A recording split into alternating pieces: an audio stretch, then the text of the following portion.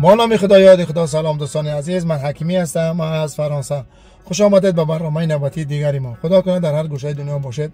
پیش از همه صحت و سلامت و دور از تشویش‌های روزگار. دوستان عزیز، امروز برنامه ما ویژه است، برنامه ورزشی است و میخوام شما را به یکی از ورزشگران تاجیکی در قطعه اروپا خیلی هم مسابقه خوب دایر گردانید و شما معرفی کنم. و اولین نوجوان تاجیکی 17 ساله که با پرچم ملی، با سرود ملی داخل اکتاگون شد و الحمدلله که با اولین مسابقه خود را با پیروزی انجام داد. و بریم درباره این شخص به شما معلومات بدیم و نگفتن نماند. دوستان عزیز، ما فعلا نام و نسبش را نمیگویم و شما تا آخر برنامه بیننده باشید و خود میفهمید که گپ درباره کی رفته ایستاده است.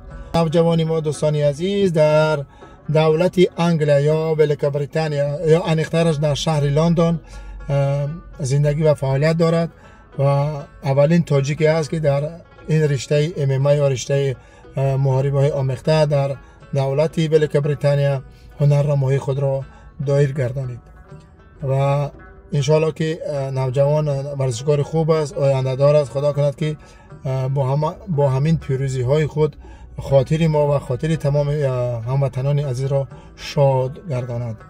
و دوستان عزیز، گفتنی هستم که این برنامه را لایک مانید، پدلیت سکنید، یکم کامنتری هم بنویسید، چون از شما یکم چیز نمیره بغیر لایک موندن.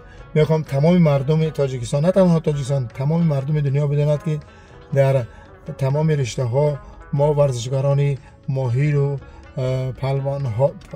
پهلوان های نامبردار این ملت داریم و هستن انشالله.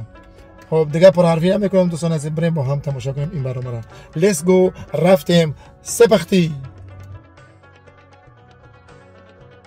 روز 15 فوریه سال 2025 میلادی در شهر فارنورث بالتون نزدیکی به شهر منچستر بریتانیا مسابقه محاربوی الیت کامبک چمپیونشیپ 2 یا به حساب کوتاه ACC2 برگزار شد.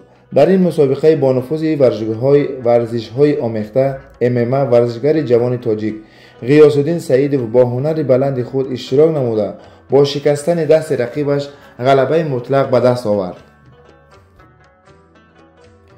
غیاث‌الدین سعیدوف که همگی 17 سال دارد در رقابت وزن شرطی با ورزشگر با نام گلن وارد اکتاگون شد.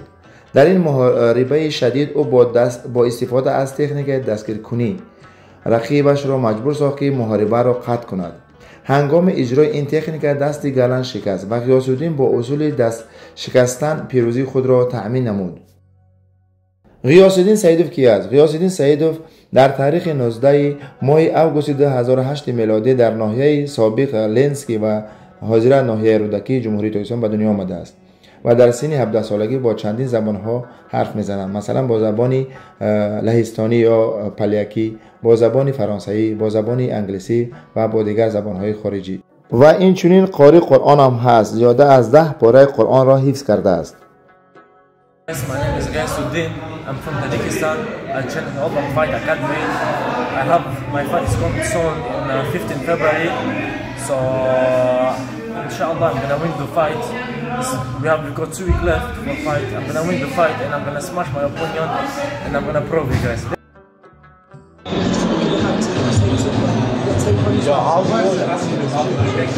غیاث‌الدین تیاری تمام میریم.